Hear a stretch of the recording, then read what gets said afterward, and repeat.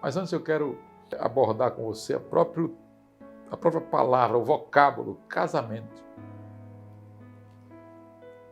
Inclusive o casamento deriva em português, né, de casa. Casamento. E é uma palavra, casamento, que vem do latim, casamentum.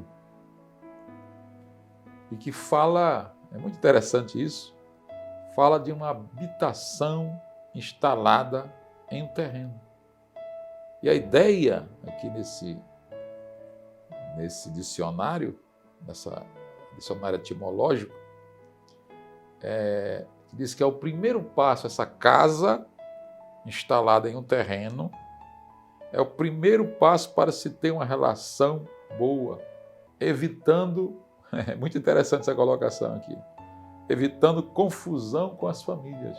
Ou seja, a ideia do casamento, na sua etimologia, é alguém que adquiriu um terreno, construiu uma casa e ficou ali morando com a sua esposa, com o seu marido, para que possam ter a própria vida. Nesse sentido aí, separados da família. E o casamento vem disso, de se ter, a palavra casamento, de se ter uma casa para morar com o outro. E aí, isso é interessante, porque Jesus fala sobre isso em Mateus 19, versículo 5, e que diz: por esta causa deixará o homem pai e mãe. Primeira questão, deixar pai e mãe, aqui não é no sentido de abandonar, é no sentido de deixar de morar junto. Daí o grande problema que nós temos, que a sociedade tem. Porque alguém vai dizer assim, não, mas eu morei com minha sogra, eu nunca tive problema nenhum. Morou todo mundo junto, eu não tive problema nenhum. Então saiba o seguinte, que você não é regra, você é exceção. Porque, e tudo na vida tem uma exceção. Você foi viver, ótimo, vivi muito bem, não tive problema. Mas você sabe muito bem que vivendo numa casa que é da sua sogra, do seu sogro, a casa não é sua.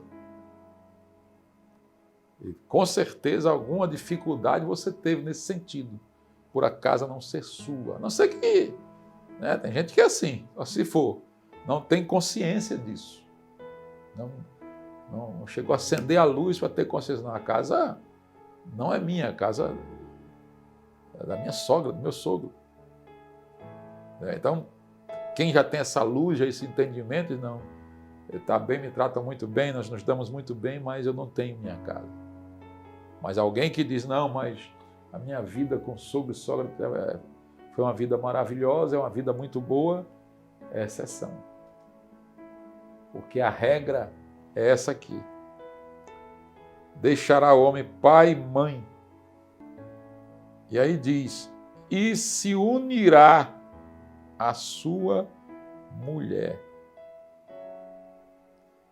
E se unirá. Terá união com a sua esposa. Aí entra uma outra coisa muito importante.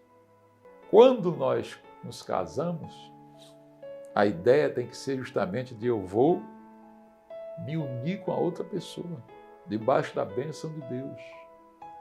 Então eu tenho que saber que essa outra pessoa, ela é diferente de mim. Nós podemos estar vivendo um momento espetacular, apaixonados um pelo outro e tudo mais, mas as dificuldades virão quando essa toda excitação do casamento, né? Essa paixão toda, ela começar a baixar mais, esmaecer, né? Aí, quando eu começa a se abaixar esse teor do pathos, né, da paixão, aí começa a vir o olhar para as dificuldades.